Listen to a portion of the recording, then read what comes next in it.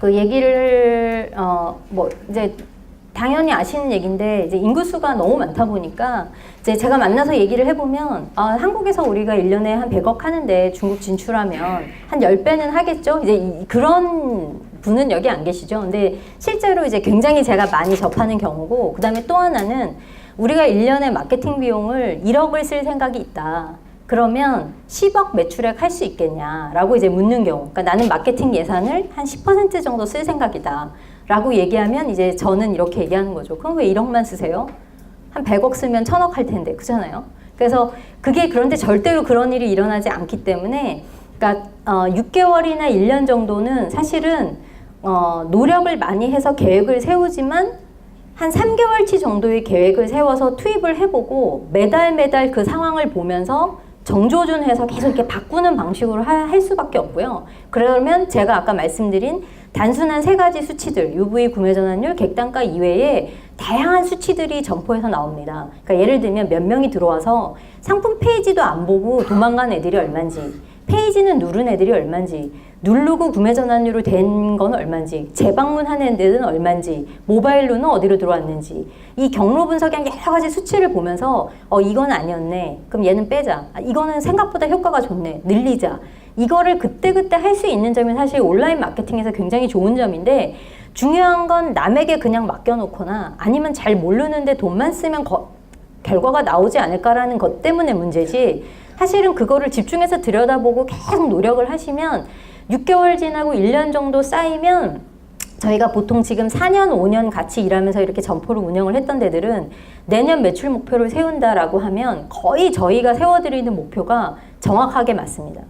그러니까 특별히 그 회사에서 무슨 변수가 생기지 않는 이상. 그래서 나중에는 이게 거의 수학처럼 되는데, 그것이 되기 전까지의 과정은 사실은 그렇게 더듬더듬 하면서 그거를 찾아갈 수밖에 없는 상황이고요. 근데 그래서 단순하게 그냥 시장이 크다는 이유로 매출이 나지 않는다. 그래서 굉장히 많은 한국 회사들이 그냥 한국 생각하고 안일하게 했다가 이제 이렇게 나가신 경우들이 많고요. 그 다음에 이제 한국하고 중국 비교했을 때 상표 등록 개수가 어마어마하게 차이가 납니다. 그래서 지금 그 한국에서 이거를 대행을 해주는 회사들도 많이 있으시고, 직접 중국 회사를 통해서 하실 수도 있는데, 혹시 아이디어가 있으시다면 중국에 상표권을 등록을 해 놓으시는 것도 되게 좋습니다. 왜냐면 웬만한 건 지금 다 등록을 할 수가 없는 상황이고, 저희 회사도 하고 있는 사업이랑 관계없이 등록한 상표권이 한 10몇 개 있거든요. 그래서 그게 필요할 때가 있습니다. 그리고 그게 옷이냐 가방이냐 화장품에서도 뭐냐, 이거 다 구체적인 품목에 따라서 등록 여부가 필요하기 때문에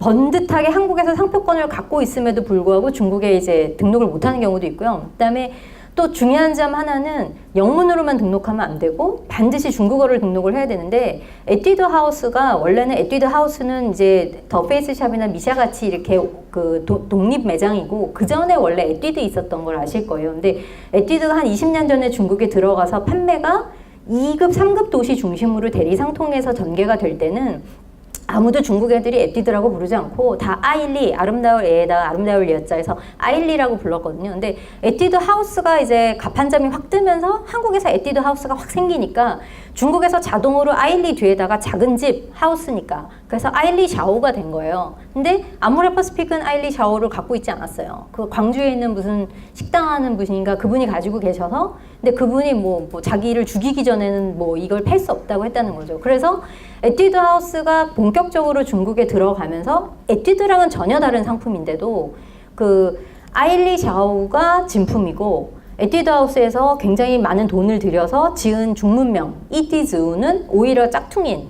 그래서 저희가 초반에 그거를 마케팅을 할 때 이게 온라인이기 때문에 다 키워드로 검색을 하거든요. 누가 ETUD, 중국 애들이 그렇게 입력하지 않습니다. 한국도 똑같이 검색창에서 한국어로 치듯이 중국 사람들은 영문과 중문이 있을 때 아예 영문을 보지도 않는 그런 성향이 지금도 강하기 때문에 중국말로 부른단 말이죠. 그래서 영문과 중국어를 같이 하고, 만약에 중국에서 사업을 시작을 하고 나서 얘네들이 내가 정한 중국어 이름이 아닌 별칭이나 다른 이름을 자꾸 부른다. 그러면 그것도 재빨리 등록을 해야 되는 이런 상황인 거죠. 그래서 상표 등록 개수가 어마어마하게 차이가 나기 때문에 사실은 중국 사람들이 지금 제가 한국에 와서 이렇게 시장 조사 겸 해서 뭐 소공동도 가보고 명동도 가보고 하니까 굉장한 소외감을 느낄 정도로 뭐 중국어로 뭐 중국 사람에게만 한해서 10% 20% 할인해주고 뭐 정말 한국이 뭐 중국 사람들을 향해서 엄청난 어플을 보내는데 여기 너무 많은 중국 사람들이 오니까 중국이 한국만 너무 많이 사랑한다고 생각하시진 않으시죠?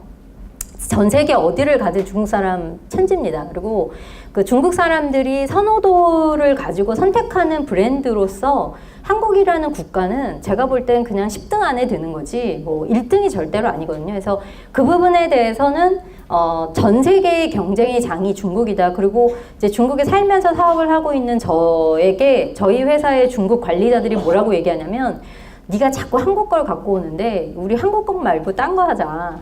회사의 앞날의 미래를 위해서는 한국 것만 해서는 답이 없을 것 같다. 이렇게 얘기를 합니다. 그러니까 그럴 정도로 한국이 매력이 있는 부분은 있지만 그냥 그런 상위권에 있는 원오브댐이다. 그래서 우리가 굉장히 많이 노력해야 된다. 근데 화장품 관련해서 난리를 치는 거는 전 세계를 통틀어서 한국의 화장품 산업이 경쟁 우위에 있는 것이고요. 그래서 그게 어느 품목이냐에 상관없이 실제로 전 세계적으로 봤을 때도 경쟁력이 있는 아이템이어야 중국에서도 통한다고 생각이 들고요.